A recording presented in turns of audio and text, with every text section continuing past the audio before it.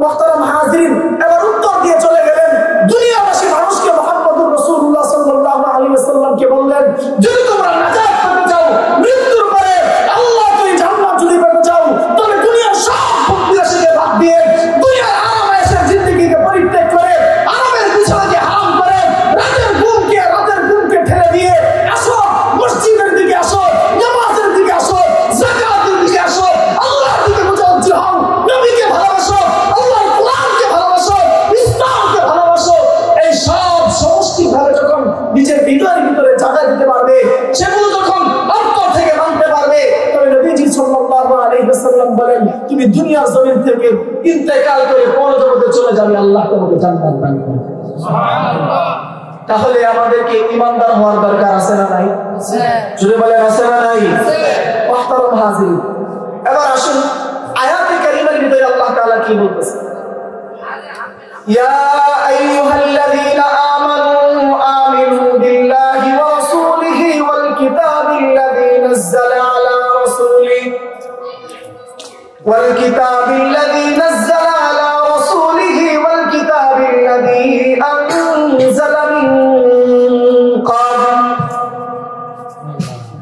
আমার আল্লাহ পাক রব্বুল আলামিন বিশ্বমানবতার অগ্রদূত ফখরে দু আলম মুহাম্মদুর রাসূলুল্লাহ সাল্লাল্লাহু আলাইহি ওয়াসাল্লামকে লক্ষ্য করে বলেন, ওনার উপরে যে কোরআন অবতীর্ণ হয়েছে, সেই কোরআনে হাকিমের ভিতরে সারা দুনিয়ার সমস্ত মুমিনদেরকে ডাক দিয়ে আল্লাহ তাআলা বলেন, ইয়া আইয়ুহাল্লাযীনা আমানু, হে ঈমানদারগণ, আমিনু বিল্লাহ, তোমরা ঈমান আনো আল্লাহর উপর, ওয়া রাসূলিহি, এবং আল্লাহর রাসূলের উপর। আমিনু বিল্লাহি ওয়া রাসূলিহি ওয়াল কিতাবিল্লাযী আনজালা মিন ক্বাবল। 3 নম্বরের ঈমান আনো মুহাম্মদুর রাসূলুল্লাহ সাল্লাল্লাহু আলাইহি ওয়াসাল্লামের উপর যে কিতাব অবতীর্ণ হয়েছে, এবং 4র্থ নম্বরে বলা হয়েছে এই মুহাম্মদুর রাসূলুল্লাহ সাল্লাল্লাহু আলাইহি ওয়াসাল্লাম দুনিয়ার জমিনে আসার পূর্বে অন্য যে আসমানি কিতাব অবতীর্ণ হয়েছে, সেই কিতাবের উপর তোমরা ঈমান আনো। أما بعد فأعوذ بالله من الشيطان الرجيم.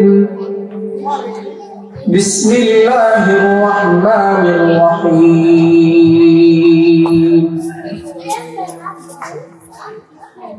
يا أيها الذين آمنوا بالله ورسوله والكتاب الذي نزل على رسوله والكتاب الذي أنزل من قبل. وقال رسول الله صلى الله تعالى عليه وسلم الإيمان معرفة بالقلب، أو كما قال عليه الصلاة والسلام.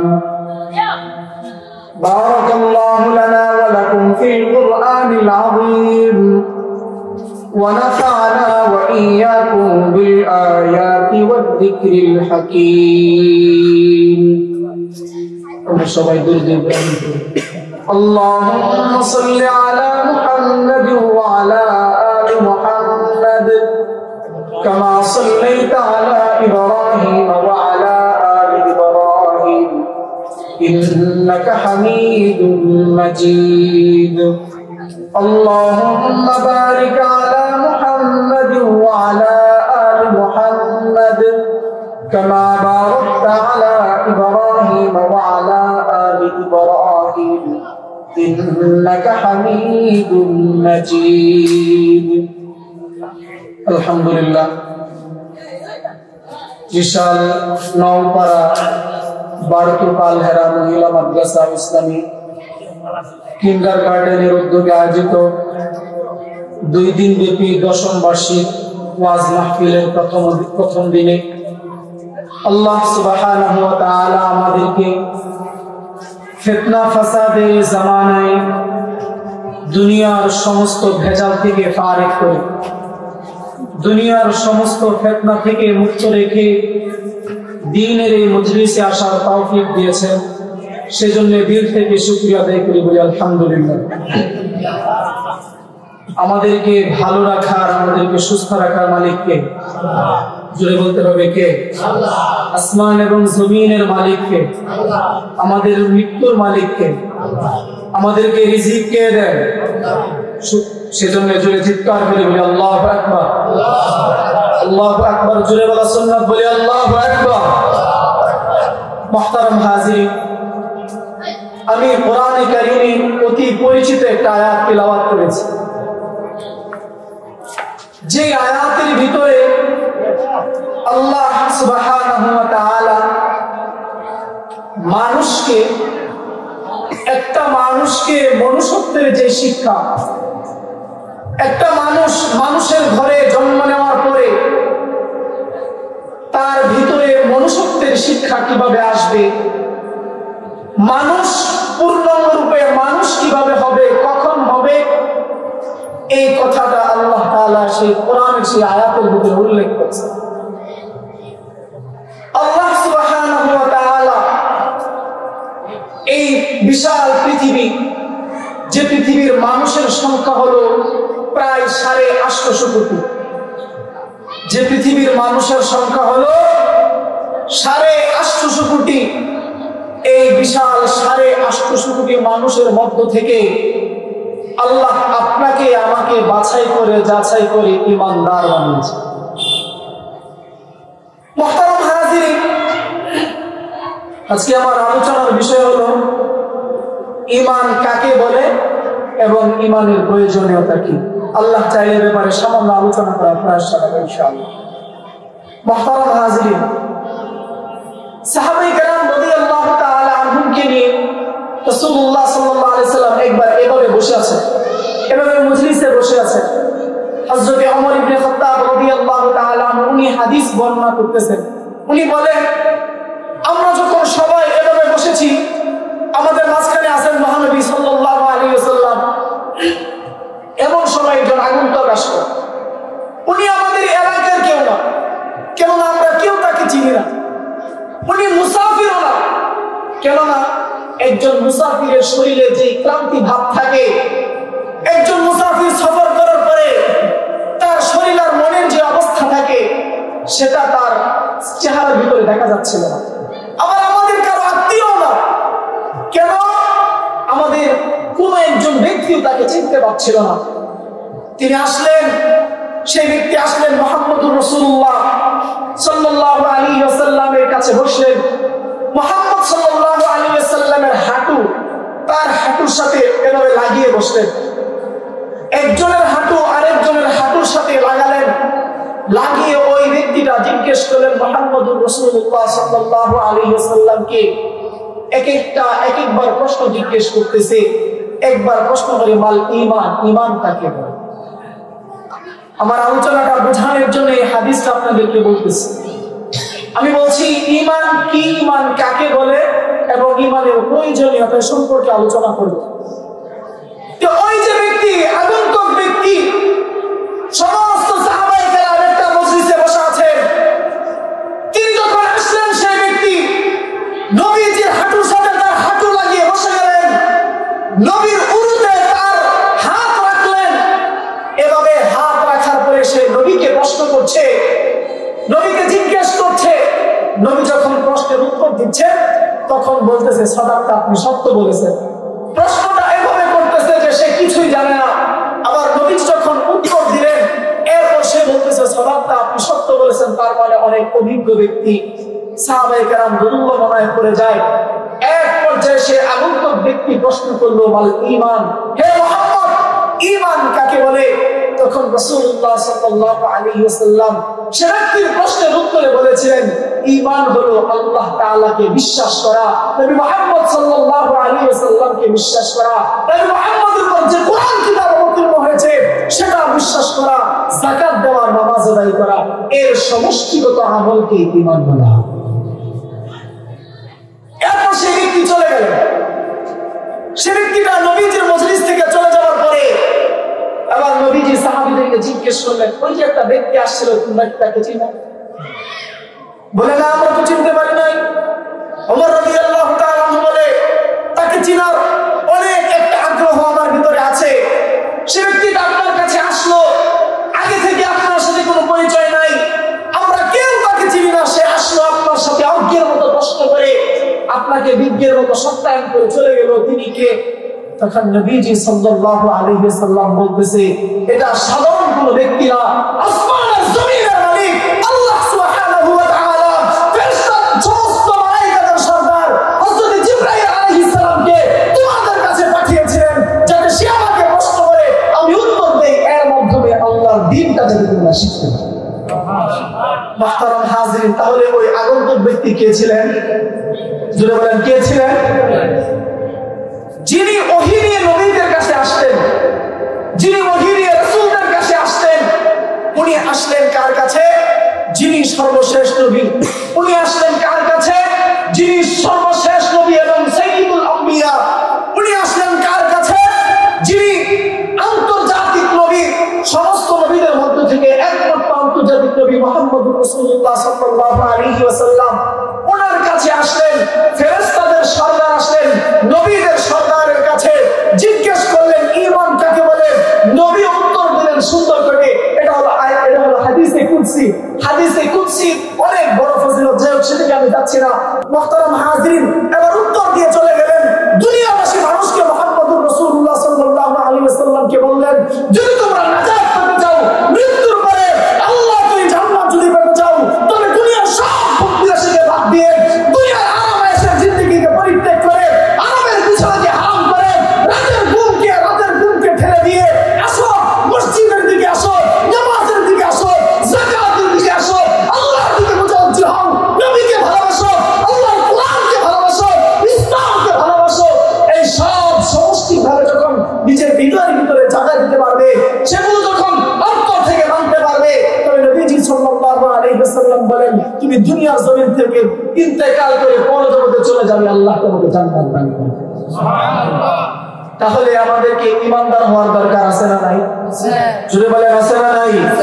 মুহতারাম হাজিরিন, এবার আসুন আয়াতে কারিমার ভিতরে আল্লাহ তাআলা কি বলতেছেন। ইয়া আইয়ুহাল্লাযীনা আমানু আমিনু বিল্লাহি ওয়া রাসূলিহি ওয়াল কিতাবিল্লাযী নাযালা আলা রাসূলিহি ওয়াল কিতাবিল্লাযী নাযালা আলা রাসূলিহি ওয়াল কিতাবিল্লাযী আনজালা মিন ক্বাবল।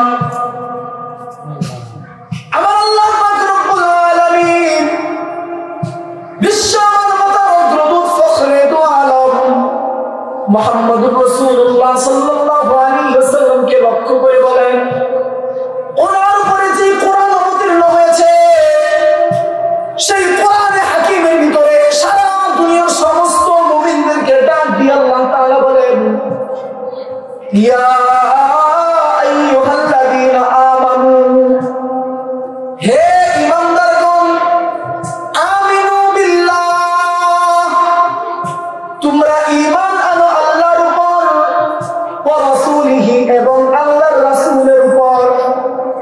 আমিনু বিল্লাহি ওয়া রাসূলিহি ওয়াল কিতাবিল্লাযী আনজালা মিন ক্বাবল। 3 নম্বরের ঈমান আনো মুহাম্মদুর রাসূলুল্লাহ সাল্লাল্লাহু আলাইহি ওয়াসাল্লামের উপর যে কিতাব অবতীর্ণ হয়েছে, এবং 4র্থ নম্বরে বলা হয়েছে এই মুহাম্মদুর রাসূলুল্লাহ সাল্লাল্লাহু আলাইহি ওয়াসাল্লাম দুনিয়ার জমিনে আসার পূর্বে অন্য যে আসমানি কিতাব অবতীর্ণ হয়েছে, সেই কিতাবের উপর তোমরা ঈমান আনো। এখন আমি যখন এই আয়াত তাফসীরে জালালাইনে যখন পড়তেছিলাম, তখন আমি আমার হুজুরকে জিজ্ঞেস করলাম, যিনি আমাকে পড়াচ্ছিলেন, আমার কথাটা বুঝবেন, একটা কথা যদি ছুটে যায় তাহলে হয়তো পরবর্তীতে মিলাতে কষ্ট হবে। আল্লাহ তাআলা এখানে কি বলতেছে? ইয়া আইয়ুহাল্লাযীনা আমানু, হে ঈমানদারগণ। কথাটা বুঝছেন? হে ঈমানদারগণ, আমানু, ঈমান কাকে বলে? ঈমানদার কাকে বলে? যার ভিতরে ঈমান আছে তাকেই তো ঈমানদার বলে, ঠিক কি না? যার ভিতরে ঈমান আছে তাকে কি বলে? তাকে কি বলে? এখন আল্লাহ তাআলা বলতেছেন, ইয়া আইয়ুহাল্লাযীনা আমানু, হে ঈমানদারগণ। এরপরে অংশ কি দেখে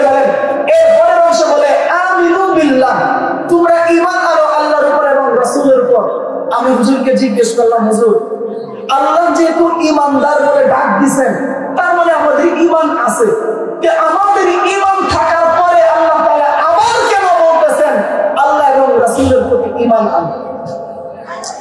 একবার তো ঈমানদার বলে ডাক দিয়েছে, ঈমানদার বলে ডাক দেওয়ার পরে আবার কেন বলতেছেন ঈমান আনার কারণ?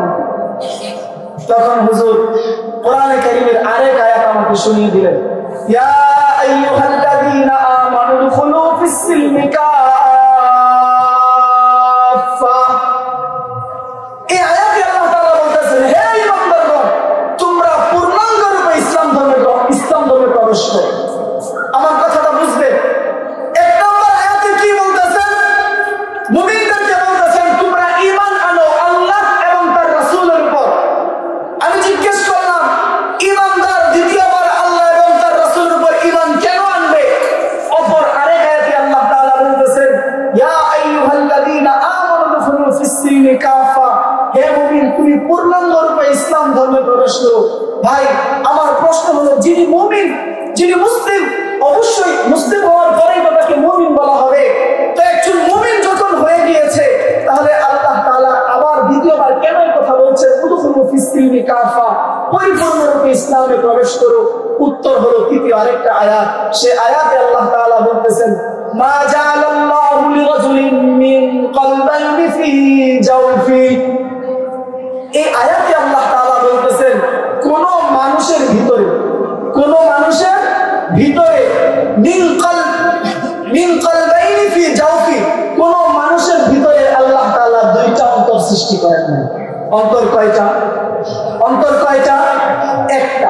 এজন্যই আল্লাহ তাআলা বলতেছেন, মা জাআলাল্লাহু লিরাজুলিন মিন কলবাইনি ফি জাওফি, যেহেতু আমি তোমার ভিতরে দুইটা অন্তর সৃষ্টি করি নাই, যে এক অন্তরের দ্বারা তুমি অপসংস্কৃতি পছন্দ করবে, আরেক অন্তর দ্বারা তুমি ইসলামী সংস্কৃতি পছন্দ করবে, এক অন্তর দ্বারা তুমি কুফর পছন্দ করবে, আরেক অন্তর দ্বারা তুমি ইসলাম পছন্দ করবে, এক অন্তর দ্বারা তুমি নাফাকি পছন্দ করবে, আরেক অন্তর দ্বারা তুমি ঈমান পছন্দ করবে, এক অন্তর দ্বারা তুমি রামবামদেরকে পছন্দ করবে, অপর অন্তর দ্বারা তুমি উলামায়ে কেরামকে পছন্দ করবে, এক অন্তর দ্বারা তুমি মুশরিকদেরকে পছন্দ করবে, আরেক অন্তর দ্বারা তুমি মুমিনদেরকে পছন্দ করবে।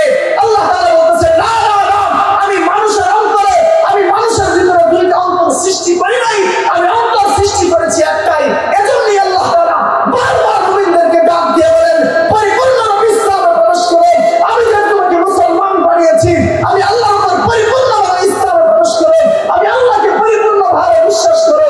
তবে যদি আমি আল্লাহকে পরিপূর্ণভাবে বিশ্বাস করতে পারো, সারা দুনিয়াকে পিছনে ফেলে এভাবে বিশ্বাস করতে বললে ফায়দাটা কি হবে?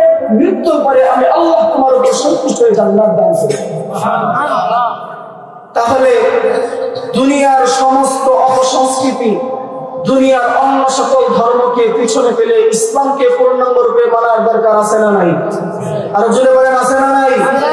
মুহতারাম হাজিরিন, এখন আল্লাহ তাআলা কোরআনে বলতেছেন, আমি একটু বুঝাচ্ছি আগে। আল্লাহ তাআলা কোরআনে বলতেছেন ঈমান আনার জন্য। এই পৃথিবীর ভিতরে 850 কোটি মানুষ, এর মধ্যে মুসলমানদের সংখ্যা হলো 200 কোটি। কত কোটি? মুসলমানদের সংখ্যা 200 কোটি। আচ্ছা, এবার বলুন তো দেখি, এই 200 কোটি মানুষের প্রত্যেকটা ব্যক্তি কি প্রতিদিন নামাজ পড়ে 5 ওয়াক্ত? প্রতিটা মানুষ কি প্রতিদিন 5 ওয়াক্ত নামাজ পড়ে? প্রত্যেকটা মানুষের মুখে কি দাঁড়িয়ে আছে? সব মানুষই কি যাকাত দেয়? তার মানে মানুষের ভিতরে একটা বৈপরীত্য আছে। মানুষ ঠিক আছে 200 কোটি মুসলমান, এর মধ্যে একদল নামাজ পড়ে, আরেকদল হঠাৎ নামাজ পড়ে, একদল একেবারেই নামাজ পড়ে না, আরেকদল যাকাত দেয় কিছু, অপর আরেকদল যাকাত দেয় না, আবার আরেকদল ইসলামের ফরজ বিধানসমূহকে একেবারে অস্বীকার করে বসে আছে। হে মুসলমান, এর কারণটা কি? আমি একটা সময় চিন্তা করলাম, আমিও মুমিন, সেও মুমিন, আমিও মুমিন, বাইতুল মুকাররমের খতিবও মুমিন, আমিও মুমিন, মসজিদ আকসা মুসলমান, ইমাম সাহেব মুমিন, আমিও মুসলমান, হামাসের প্রধান উপদেষ্টা তিনিও মুসলমান, আমিও মুসলমান, ইরানের প্রধান সেনাপতি উনিও মুসলমান। তবে ওনার ঈমান আর আমার ঈমানের ভিতরে এতটা পার্থক্য কেন? উনি একজন ঈমানদার হয়ে 5 ওয়াক্ত নামাজ জামাতের সাথে আদায় করতে পারতেছেন, উনি একজন ঈমানদার হয়ে নিয়মিত যাকাত দিতে পারতেছেন, উনি একজন ঈমানদার হয়ে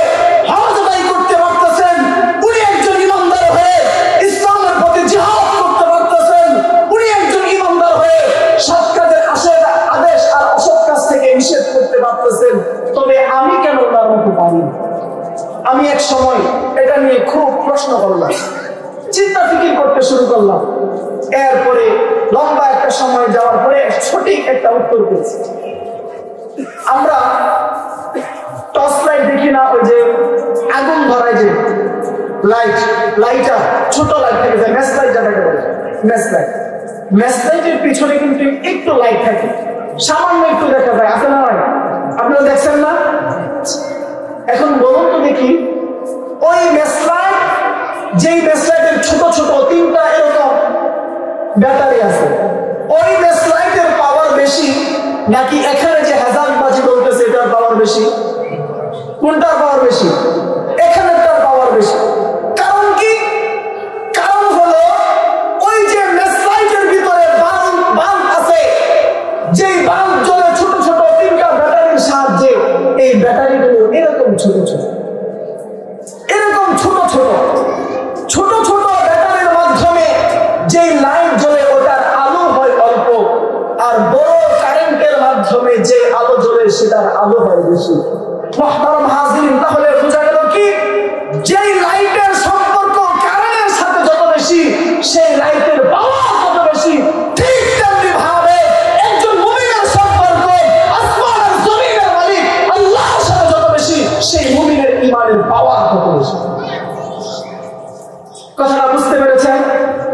আসমান এবং জমিনের মালিককে আল্লাহর সাথে মানুষের সম্পর্ক, ঈমানদারের সম্পর্ক যত বেশি হবে, তার ঈমানের পাওয়ার তত বেশি হবে।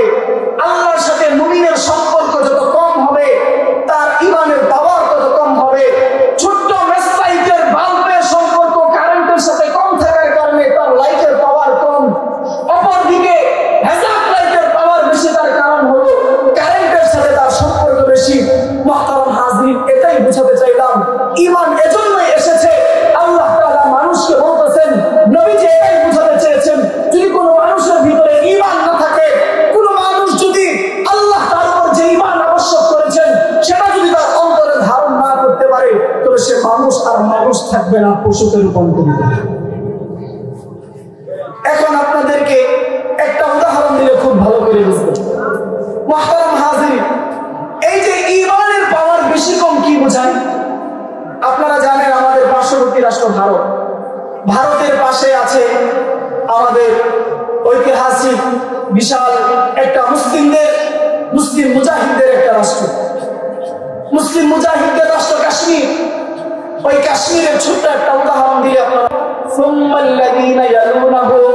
প্রত্যেক শুক্রবারে আমরা যে খুতবা শুনি, সেই খুতবায় নবীজি বলতেছেন, 1 নম্বরে মুসলমান আমার যুগের মুসলমান সাহাবায়ে কেরাম, 2 নম্বরে মুসলমান তার পরের যুগের মুসলমান তাবেঈ, 3 নম্বরে যুগের মুসলমান তার পরের যুগের মুসলমান তাবেঈ।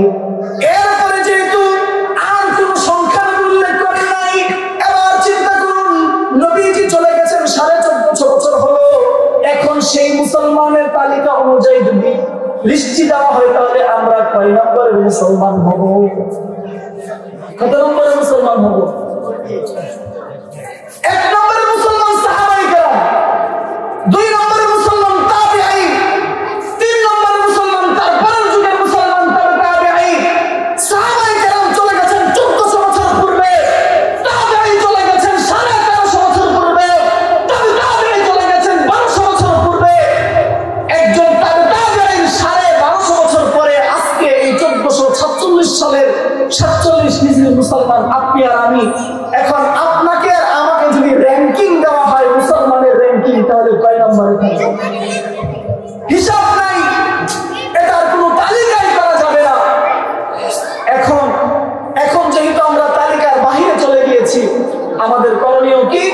আমাদের করণীয় হলো আল্লাহর কোরআনের সেই আয়াত, আমিনু বিল্লাহি ওয়া রাসূলিহি ওয়াল কিতাবিল্লাযী নাযালা আলা রাসূলিহি ওয়াল কিতাবিল্লাযী আনজালা মিন ক্বাবল। আল্লাহ তাআলা আমাদের সবাইকে পূর্ণাঙ্গ ঈমানদার হিসেবে কবুল করুন বলে আমিন। মুহতারাম হাজিরিন, এবার আসুন দ্বিতীয় বিষয়ে আলোচনা করি, একজন ঈমানদারের ঈমানের তাকাযা কি? রাসূলুল্লাহ সাল্লাল্লাহু আলাইহি ওয়াসাল্লাম হাদিসের ভিতরে বলতেছেন, মান আহাব্বা লিল্লাহি ওয়া আবগাদা লিল্লাহি ওয়া আতা লিল্লাহি ওয়া মানা লিল্লাহ। আমার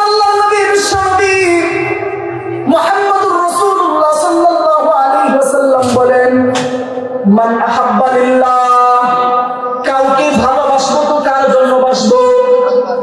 কাউকে ভালোবাসবো তো কার জন্য বাসবো? কাউকে ঘৃণা করবো তো কার জন্য করব? যদি আল্লাহর জন্য কাউকে ভালোবাসতে পারি, আল্লাহর মহব্বতে যদি কারো থেকে সম্পর্ক ছিন্ন করতে পারি, নবীজি এই 5টি কাজ করার পরে বলতেছেন ফাকাদ ইসতাকমালাল ঈমান, তবে ওই ব্যক্তির ঈমানটা পরিপূর্ণ হয়ে যায়। এখন যদি ঈমান নিয়ে কবর যেতে না পারি তবে কি হবে? উদখুলু ফিস সিলমি কাফা, পূর্ণাঙ্গরূপে ইসলামে প্রবেশ না করে যদি কবর জগতে চলে যাই তবে কি হবে? আমাদের তখন অবস্থাটা কি হবে? এই বিষয়ে আসুন আলোচনা করি। আল্লাহ পাক রব্বুল আলামিন কোরআনে হাকিমের সূরা কাহফের ভিতরে শেষাংশে বলতেছেন ইন্নাল্লাযীনা আমানু ওয়া আমিলুস সালিহাতি কানাত লাহুম জান্নাতুল ফিরদাউসি নুজুলা। কোন ব্যক্তি ঈমান আনার পরে সে ব্যক্তি যদি আমলে সালেহ করে, আল্লাহ তাআলা বলতেছেন আমি আল্লাহ তাকে জান্নাতুল ফিরদাউস দান করে দিব। এখন যদি সেই ব্যক্তি ঈমান আনার পরে আমলে সালেহ না করে, ঈমান আনার পরে ঈমান যেটা বলেছে সেটা অনুযায়ী সে না চলে তবে কি হবে? আসলে এখন দেখি কি হবে। নবীজি সাল্লাল্লাহু আলাইহি ওয়াসাল্লাম বলতেছেন কোন ব্যক্তি ঈমান আনার পরে তার ঈমান অনুযায়ী সে যদি নিজের রাস্তায় না চলে তবে মৃত্যুর পরে তাকে জাহান্নামে যেতে হবে। জাহান্নামের আযাব কতটা ভয়াবহ হবে, জাহান্নামের শাস্তি কতটা কঠিন হবে, একটা ছোট্ট মিসাল যেটা এই পৃথিবীর মানুষ বাস্তব চোখে দেখেছেন আপনাদের সামনে পেশ করছি। মুহতারাম হাজিরিন, এই উদাহরণটা দিলে বুঝবেন কবরের আযাব কতটা ভয়ঙ্কর।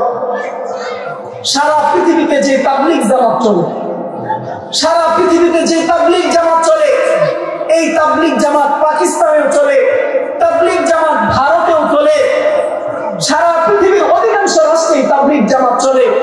মুহতারাম হাজিরিন, তাবলীগ জামাতের একজন আমির ছিলেন পাকিস্তানের, ওনার নাম ছিল ডাক্তার নূর মোহাম্মদ।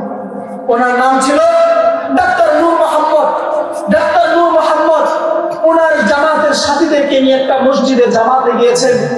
জামাতে যাওয়ার পরে উনি তাবলীগ জামাতের যে উসুল আছে সেখানে আমরা জানি গাছ হয় 2 ধরনের। তাবলীগ জামাতে গাছ হয় কয় ধরনের? গাছ হয় 2 ধরনের। 1 নম্বর গাছ হলো উমুমি গাছ, আর একটা হলো খুসুসি গাছ। এখন ডাক্তার নূর মোহাম্মদ উনি তার সাথীদেরকে নিয়ে আসর নামাজের পূর্বে গাছ করতে গিয়েছেন। মানুষকে দাওয়াত দিতে দিতে সর্বশেষ উনি যখন মসজিদে প্রবেশ করবেন, এ সময় দেখে পাশে একটা কালভার্ট, একটা ছোট পুল, ছোট ব্রিজ, ওই ব্রিজের মধ্যে কয়েকটা ছেলে পেলে বসে আছে। ডাক্তার নূর মোহাম্মদ তাদের কাছে গেলেন, গিয়ে বলতেছেন বাবা, আমরা দুনিয়াতে আসছি তো ঈমান নেওয়ার জন্য, আসলে যে আল্লাহ আমাদেরকে ঈমান দিয়েছেন সেই আল্লাহর প্রতি আমরা কেমন কৃতজ্ঞতা আদায় করতে পারছি না। আমাদের ঈমান থাকা সত্ত্বেও আমরা বেঈমানদের মতো কাজ করছি। এগুলো যখন ডাক্তার নূর মোহাম্মদ তাদেরকে বলতেছিলেন, শেষে তিনি বলেন এই যে আলোচনাটা করলাম ঈমানের উপর, এই আলোচনাগুলো এখন মসজিদে হচ্ছে, তোমরা যদি গিয়ে সেখানে শামিল হতে কত নয় ভালো হতো। ছেলেপেলে বলে হুজুর আপনি যান, আপনি মসজিদে যান, ইনশাআল্লাহ আসরের নামাজের সময় আমরা মসজিদে আপনার সাথে সাক্ষাৎ করব। হুজুর তাদের কথা শুনে মসজিদে চলে আসলেন। মুয়াজ্জিন সাহেব আসরের নামাজের আযান দিয়ে দিয়েছে। আসরের নামাজের আযান হওয়ার পরে ডাক্তার নূর মোহাম্মদ বলে আমি দেখলাম ছেলেটি মিথ্যা বলেনি, একটা ছেলেও সেখানে মিথ্যা কথা বলেনি। আসরের নামাজ যখন আরম্ভ হবে এর পূর্বে দেখেছি আযান দেওয়ার সাথে সাথে তারা আস্তে আস্তে করে উঁচু করে মসজিদের দিকে প্রবেশ করছে। এরপরে সমস্ত মানুষ মিলে নামাজ আদায় করলো। নামাজ পড়ার পরে সবাই যখন একত্রিত হয়ে বসে গেল, ফাজাইলে আমল তিলাওয়াত হচ্ছে, ফাজাইলে আমলের তালিম হচ্ছে। এক পর্যায়ে সেই কিতাবে আল্লাহর যে জাহান্নামের আযাবের ভয়াবহতা, সেই ভয়াবহতা ফাজাইলে আমলে পড়া হচ্ছিল। যেই ছেলেটি ওই কালভার্টে বসা ছিল, সে তাদের মধ্য থেকে একজন বলল হুজুর এই যে কবরের আযাব সম্পর্কে আপনি বলতেছেন, এটা তো শুধুমাত্র আপনি বইয়ের ভিতরে পাইছেন, এটা তো শুধুমাত্র আপনি কিতাবে পড়তেছেন, কিন্তু কবরের আযাব কেমন হবে, কবরের শাস্তি কতটা ভয়াবহ, এর কিছু একটা অংশ আমি নিজে অনুভব করতেছি। এই কথা বলার পরে সবাই চমকে যায়, কি বলে কবরের শাস্তি, লোকটা জীবিত আছে, সে কিভাবে অনুভব করে, সে কিভাবে সেই শাস্তি ভোগ করে? হুজুর জিজ্ঞেস করলো, বাবা বলো তো তোমার কাহিনীটা কি হয়েছে, তোমার কিভাবে তুমি কবরের শাস্তি সম্পর্কে অনুভব করতেছো, কবরের শাস্তি ভোগ করতেছে? তখন সে বলতে শুরু করে 1965 সনে পাকিস্তান ভারত যখন বিভক্ত হয়, পাকিস্তান ভারত বিভক্ত হওয়ার সময় 1965 সনে যে ঝগড়া হয়েছিল, পাকিস্তান ভারতের মধ্যকার যেই যুদ্ধ হয়েছিল, আমি তো পাকিস্তানের সাবেক একজন সেনাবাহিনী, তো আমার সেই যুদ্ধের দায়িত্ব ছিল রাওয়ালপিন্ডির সীমান্তে, আমার দায়িত্ব ছিল সৈনিকদের অস্ত্র পাহারা দেওয়া। একটা গর্ত করে রেখেছে, সেই গর্তের ভিতরে মুজাহিদদের অস্ত্র রাখা হতো, আমরা 3 জন ছিলাম, পালাক্রমে গিয়ে সেই অস্ত্রগুলো পাহারা দিতাম। সে তার ঘটনা বর্ণনা করতে শুরু করে, ছেলে বলে, হুজুর 1965 সালে আমি যেহেতু সাবেক পাকিস্তানের একজন সেনাবাহিনী, 1965 সনে ভারত পাকিস্তানের যুদ্ধের সময় রাওয়ালপিন্ডির সীমান্ত অঞ্চলে আমার দায়িত্ব ছিল মুসলমানদের, ভারতের পাকিস্তানের সেনাবাহিনীর যুদ্ধাস্ত্র পাহারা দেওয়া। একটা গর্ত রাখা ছিল, গর্তের ভিতরে আমাদের সেনাবাহিনীর যুদ্ধাস্ত্র থাকতো, আমরা 3 জন পালাক্রমে সেই যুদ্ধাস্ত্রগুলো পাহারা দিতাম। পাহারা দিতে দিতে একদিন শেষ রাত্রে আমার পাহারার পালা আসে, আমি পাহারা দিতে থাকি একা, বাকি 2 জন বিশ্রাম করে, বাকি 2 জন বিশ্রাম করছে। রাতের শেষ প্রহরে আমি আমার যুদ্ধাস্ত্রের পাশেই বসেছিলাম, এমন সময় হঠাৎ করে আমার কানের ভিতরে কুটকুট কুটকুট এরকম আওয়াজ আমার কানের ভিতরে ভেসে আসে। আমি চিন্তা করি কোথা থেকে এই আওয়াজ আসতেছে। ডাক্তার নূর মোহাম্মদকে সেই ছেলে বলে, হুজুর আমি খোঁজাখুঁজি শুরু করে দিলাম, ডানে তাকাই দেখি না, বামেও যখন দেখি না, খুঁজতে খুঁজতে খুঁজতে খুঁজতে আমার চোখে গেল সামনে দূরে একটা পতিত কবরের দিকে। আমি সেই কবরের কাছে গেলাম, গিয়ে দেখি কবরটা সামনে একটু ফাঁকা হয়ে গিয়েছে, মনে হয় বহুদিন আগের কবর। ওই কবর থেকে এই আওয়াজটা কুটকুট এরকম আওয়াজ যখন আসছিল, আমি চোখ দিয়ে ভালো করে তাকাতে চেষ্টা করি সেখানে আসলে কিসের আওয়াজটা আসছে। আমি যখন তাকানোর পর দেখি কবরের ভিতরে মানুষের যে কঙ্কাল আছে, মানুষের যে হাড্ডি আছে, ওই হাড্ডির মাঝে ইঁদুরের থেকে বড় একটা প্রাণী এরকম ভাবে আস্তে আস্তে দংশন করছে। বহুদিন পুরানো সেই কবর, ওই কবরের ভিতরে ইঁদুরের থেকে সামান্য বড় একটা প্রাণী কবরের সেই হাড্ডির ভিতরে যখন এভাবে দংশন করছে, আমি স্বভাবতই চেষ্টা করলাম সেই প্রাণীটাকে তাড়িয়ে দেওয়ার জন্য। আমি একটা ধমক দিলাম, সে সরতেছে না। এরপরে আমার রাইফেলটা সেই প্রাণীর দিকে যখন তাক করি, কেমন জানি সে কোথাও না গিয়ে উধাও হয়ে যায়, আমি তাকে খুঁজে পাই না। মনের ভুল হতে পারে এটা ভেবে আমি চলে গিয়েছি। আমি আবার পাহারা দিচ্ছিলাম, কিছুক্ষণ পরে দ্বিতীয়বার একই আওয়াজ আবার আমার কানে ভেসে আছে। আমার কানে আবার একই আওয়াজ যখন ভেসে আসে, আমি সেই কবরের কাছে আবার গেলাম, গিয়ে দেখি একই সে প্রাণী একই হাড্ডির উপর একই সিস্টেমে আবার দংশন করতেছে। এবার আমি দ্বিতীয়বার রাইফেল তাক করি, দ্বিতীয়বার রাইফেল তাক করার সঙ্গে সঙ্গে আবার উধাও হয়ে যায়, গায়েব হয়ে যায়। কোথায় গেল সেই প্রাণীকে আমি খুঁজে পাই না, কোথায় গিয়েছে। হে মুসলমান, খুব ভালো করে বুঝবেন। এবার সেই পাকিস্তানের সাবেক সেনাবাহিনী বলে, হুজুর আমি আবার কিছুটা বিব্রত হয়ে গেলাম। সামান্য একটা শঙ্কা আমার দিলে কাজ করে আমি চলে গিয়েছি। আমার পাহারার দায়িত্বে আমি আবার বসে যাই। আস্তে আস্তে পাহারা দেওয়া শুরু করি। যদি অন্তরে কিছুটা ডর লাগছিল, ভয় করছিল, কিছুক্ষণ পরে আবার একই আওয়াজ আসে। এবার আমি পূর্ণ প্রস্তুতি নেই, পূর্ণাঙ্গরূপে নিয়ত করে ফেলেছি ওই যে ইঁদুরের থেকে বড় প্রাণী, ওই প্রাণীটাকে এবার হত্যা করেই ফেলবো। এরকম একটা নিয়ত করে আমি কবরের পাশে যাই। কবরের নিচে নামি আমার রাইফেলটা ওই ইঁদুরের থেকে বড় প্রাণীর দিকে তাক করি। আল্লাহর কি কুদরত, আমি আমার রাইফেলটা ওই প্রাণীর দিকে দেখানোর সঙ্গে সঙ্গে ওই প্রাণী তার লাল চোখ আমার দিকে এমন ভাবে তাকিয়েছে, আমি পাকিস্তানের সাবেক সেনাবাহিনী হওয়া সত্ত্বেও আমি ভয় পেয়ে গেলাম। প্রাণীটা আমার ভাবে এমন ভাবে তাকিয়েছে, আমি ভয়ের পিছন দিকে দৌড়াতে শুরু করি। পিছন দিকে যখন দৌড়াতে শুরু করি, আবার বারবার তাকিয়ে দেখি সেই প্রাণীটা আসছে কিনা। পিছন দিকে তাকিয়ে দেখি না, এখনো পর্যন্ত আমার দিকে আসছে। আবার সামনে দিকে দৌড়াই, আবার পিছন দিকে তাকাই, দেখি আসছে। এবার আমি চিৎকার করতে শুরু করি, আমাকে বাঁচাও, আমাকে বাঁচাও। রাতের শেষ সময়ে যেহেতু সবাই ঘুমাচ্ছিল, গভীর এই ঘুম থাকার কারণে কেউ আমার চিৎকার শুনতে পারেনি।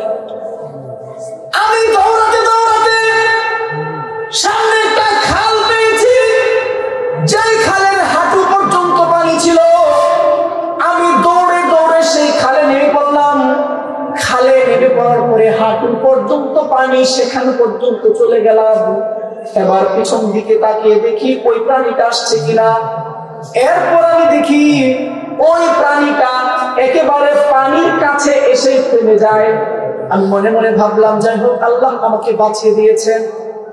কিন্তু না, এবার সেই ছেলে কসম করে বলে, হুজুর, আল্লাহর পবিত্র নামের শপথ, ওই প্রাণীটা আমাকে ধাওয়া করতে করতে পানির কাছে চলে আসে। আমি হাঁটু পর্যন্ত পানিতে নেমে পড়ি, কিন্তু সেই প্রাণীটা নামেনি। তবে তার জিহ্বাটা, ওই প্রাণীর জিহ্বাটা 1 থেকে 1.5 সেকেন্ডের জন্য ওই খালের পানিতে রেখেছে। 1 থেকে 1.5 সেকেন্ডের জন্য তার জিহ্বাটা খালের পানিতে রাখছে।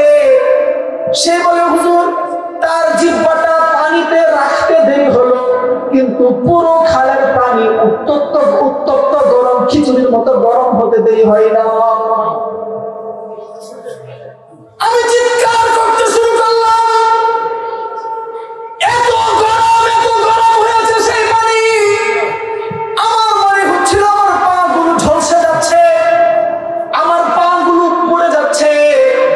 আমি চিৎকার করে কান্নাকাটি করতে শুরু করি, আমাকে কেউ সাহায্যের জন্য এগিয়ে আসে না। লম্বা সময় পরে আমার যে 2 জন বন্ধু আছে, বাকি 2 জন সহযোগী, তারা দৌড়ে আসে, আমাকে সেই খাল থেকে উদ্ধার করে এরপরে হসপিটালে নিয়ে যায়।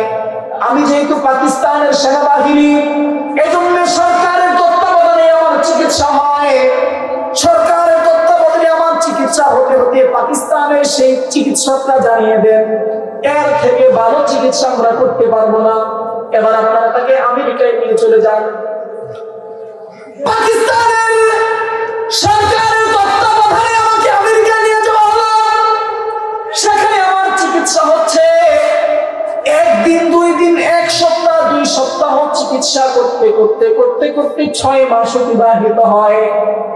6 মাস অতিবাহিত হওয়ার পরে আমেরিকার সেই মানুষজন, আমেরিকার ডাক্তাররা আমার পরিবারকে, আমার দেশের ওই দায়িত্বশীলদেরকে জানিয়ে দেয়, সারা দুনিয়ার সমস্ত ডাক্তার মিলেও যদি চেষ্টা করে, তবে তার পাকে আর আগের রূপে ফিরিয়ে নিতে পারবে না। এর থেকে বেশি ভালো কোনো চিকিৎসকই করতে পারবে না। ডাক্তার নূর মোহাম্মদ বলে, সেই ছেলে কথাটা সত্য বলছে নাকি মিথ্যা বলছে, এটা যাচাই করার জন্য আমি তার পায়ের দিকে তাকালাম। তার পায়ের দিকে তাকানোর পরে তার পা থেকে, হাঁটু থেকে এভাবে কাপড়টা সরালাম। সরানোর পরে ডাক্তার নূর মোহাম্মদ বলে, এত বছর পরে 65 সনে যুদ্ধ হলো, তার কত পরে আমি তার পা দিছি, কিন্তু এখনো পর্যন্ত তার পা থেকে পচা দুর্গন্ধটা যায় না। আমি উদাহরণটা কেন টানলাম? আয়াতে আল্লাহ তাআলা বলতেছেন পূর্ণাঙ্গরূপে ঈমানদার হওয়ার জন্য, যদি পূর্ণাঙ্গরূপে ঈমানদার হয়ে কবরে যাই তবে পিছনের সমস্ত গুনাহ মাফ করে আল্লাহ জান্নাত দিয়ে দিবেন। আর যদি পূর্ণাঙ্গরূপে ঈমানদার না হয়ে পূর্ণাঙ্গরূপে ইসলামে প্রবেশ না করে কবরে যাই তবে কবরের কঠিন আযাব আর শাস্তি আমাদের জন্য অপেক্ষা করছে। এবার বলুন তো দেখি, ঈমানের তাকাজা অনুযায়ী আমাদেরকে ইবাদত করার দরকার আছে না নাই? আওয়াজ করে বলতে হবে, আছে না নাই? মুহতারাম হাজির, আমার মূলত উদ্দেশ্য ছিল দ্বিতীয় বিষয়টা আলোচনা করা। এতক্ষণ যে বিষয়টা বললাম ঈমান সম্পর্কে, এটা পুরোটাই আমার একটা ভূমিকা ছিল। এখন আসুন ঈমানের তাকাজা কি, আমি এই জিনিসটা বুঝাই। ঈমানের তাকাজা হলো 5 ওয়াক্ত নামাজ জামাতের সাথে আদায় করা। ঈমানের তাকাজা হলো তুমি যদি মালে নিসাবের মালিক হও তুমি যাকাত দিবা। ঈমানের তাকাজা হলো তোমার উপর যদি কুরবানি ওয়াজিব হয়ে থাকে তবে তুমি কুরবানি করবা। ঈমানের তাকাজা হলো তোমার উপর যদি হজ ওয়াজিব হয়ে থাকে তবে তুমি হজ আদায় করবা। ঈমানের তাকাজা হলো কোন জায়গায় যদি অন্যায় হয়ে থাকে তবে তুমি সেই অন্যায়কে রুখে দিবা। কোন জায়গায় যদি অসৎ কাজ হয়ে থাকে তবে তুমি সেই অসৎ কাজকে রুখে দিবা। কোন জায়গায় মানুষ যদি ভুল পথে চলতে থাকে তবে সেই মানুষদেরকে সঠিক পথে নিয়ে আসবা। ঈমানের তাকাজা হলো তোমার জীবন থাকবে যতদিন পর্যন্ত, যত সময় পর্যন্ত তোমার ঈমান থাকবে ততদিন পর্যন্ত ঈমানের উপর ইস্তেকামত থাকা, ঈমানের উপর অটল থাকা, এটা হলো ঈমানের তাকাজা। কেন ঈমানের তাকাজা? কারণ আল্লাহ সুবহানাহু ওয়া তাআলা বলতেছেন কোরআনে হাকীমের ভিতরে, যে জায়গায় পুরস্কারের কথা বলেছেন, যে জায়গায় জান্নাতের কথা বলেছেন, সব জায়গায় একটা শর্ত দিয়ে দিয়েছেন। আল্লাহ তাআলা বলতেছেন আমি মানুষকে জান্নাতুল ফেরদাউস দিব। কখন দিব? যখন সে আমলে সালেহ করবে। শর্ত হলো সে ঈমানদার হতে হবে। আল্লাহ বলতেছেন আসমানের জমিনের সমস্ত বরকতের দরজাগুলো আমি তার জন্য উন্মুক্ত করে দিব। কখন করে দিব? যখন সে তাকওয়া অবলম্বন করবে। শর্ত হলো তাকে ঈমানদার হতে হবে। প্রত্যেকটা ক্ষেত্রে, প্রত্যেকটা কাজে আল্লাহর পক্ষ থেকে যত পুরস্কার আছে, আল্লাহর পক্ষ থেকে যত ঘোষণা আছে, সমস্ত ঘোষণার একটাই শর্ত, মানুষকে ঈমানদার হতে হবে। এখন দেখুন, এই যে আলোচনা করলাম, এবার আলোচনা বুঝে থাকলে বলুন আমাদের ঈমান কোথায় আর সাহাবাদের ঈমান কোথায়? আমাদের ঈমান কোথায়? সাহাবাদের ঈমান কোথায়? আপনার আমার ঈমান কোথায়? হামাসের ঈমান কোথায়? আপনার আমার ঈমান কোথায়? আফগানের মোল্লাদের ঈমান কোথায়? আপনি আর আমি ঈমানের দায়িত্ব কতটুকু পালন করছি, আর গাজার মুসলিম মুসলমানরা তাদের ঈমানের দায়িত্ব কতটুকু পালন করছে? মুহতারাম হাজিরিন, ঈমানের অন্যতম আরেকটা তাকাজা হলো রাসূলুল্লাহ সাল্লাল্লাহু আলাইহি ওয়াসাল্লামের পবিত্র চরিত্রে যারা কালেমা লেপন করবে, মুহাম্মদুর রাসূলুল্লাহ সাল্লাল্লাহু আলাইহি ওয়াসাল্লামকে যে অকথ্য ভাষায় গালিগালাজ করবে, নবীজি সাল্লাল্লাহু আলাইহি ওয়াসাল্লামের পবিত্র নবুয়তকে যে অস্বীকার করবে, ঈমানের তাকাজা হলো তার বিরুদ্ধে রুখে দাঁড়ানো। ঠিক কিনা বলেন? যদি কেউ নবীজির পবিত্র চরিত্রে যদি কেউ কালেমা লেপন করে, নবীজির নবুয়তকে কেউ যদি অস্বীকার করে, তবে আল্লাহর কোরআন বলতেছে, নবীর হাদিস বলতেছে, ঈমানদারের উপর আবশ্যক হলো, উম্মতে মুহাম্মাদের উপর আবশ্যক হলো, যেখানেই এই অন্যায় হবে, যেখানেই অবিচার হবে, যেখানেই নবী মুহাম্মাদের উপর কেউ অত্যাচার করবে, তার পবিত্র চরিত্রে যেখানেই কেউ কালেমা লেপন করবে, তার শরীর থেকে, তার ঘাম থেকে মাথাকে আলাদা করবে। এটা হলো ঈমানদারের দায়িত্ব, এটা হলো ঈমানদারের কর্তব্য। এবার আপনি আর আমি একটাবার চিন্তা করে দেখুন, নবীজি সাল্লাল্লাহু আলাইহি ওয়াসাল্লাম চলে গেছেন 1450 বছর পূর্বে। আজ 1450 বছর পরে গোলাম আহমদ কাদিয়ানী নিজেকে নবী দাবি করে, গোলাম আহমদ কাদিয়ানী। অথচ আল্লাহ কোরআনে বলেছেন মা কানা মুহাম্মাদুন আবা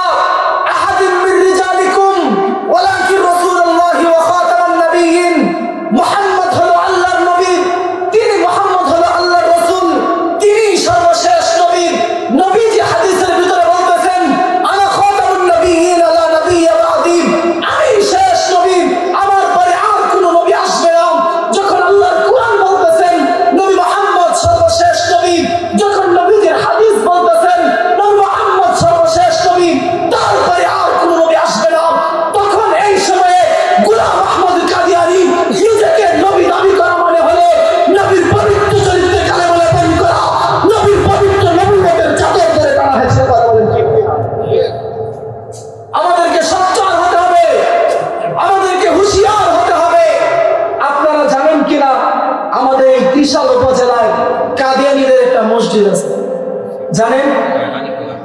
কাদিয়ানীদের কি আছে? ত্রিশাল, আপনাদের ত্রিশালে আছে, এখন আপনারা চুপ করে থাকলে হবে। কাদিয়ানীদের ত্রিশালে কি আছে? কি আছে? মসজিদ আছে। কাদিয়ানীরা এই ত্রিশালে মসজিদ নির্মাণ করেছে, তাদের কার্যক্রম তারা চালাচ্ছে। একটাবার চিন্তা করে দেখুন, যেই নবীজি উম্মতের মায়ার জন্য, যেই নবীজি দুনিয়ার জমিন থেকে যখন সেটাকে মানতে হবে। এরপর আল্লাহ কি বলতেছেন? এরপর আসুন নবীজির হাদিসের ভিতরে, নবীজির হাদিসে বলেছেন 5টা বিষয়। মান আহাব্বা লিল্লাহি ওয়া আবগাদা লিল্লাহি ওয়া আতা লিল্লাহি ওয়া মানআ লিল্লাহি ফাকাদ ইসতাকমালাল ঈমান। এই 5টা বিষয় যদি মানতে পারি তবে আপনার আমার ঈমান পূর্ণাঙ্গ হবে। ইসলাম যা বলেছে, নবীজি যা বলে গিয়েছেন, শরীয়ত যা বলেছে, সেটা যদি পুঙ্খানুপুঙ্খানুরূপে আদায় করতে পারি তবে আপনাকে আর আমাকে পূর্ণাঙ্গ রূপে ঈমানদার বলা হবে। আল্লাহ পাক রব্বুল আলামিন আমাদের সবাইকে ঈমানদার হওয়ার, পূর্ণাঙ্গ রূপে মুমিন হওয়ার তৌফিক দান করুন বলে আমিন।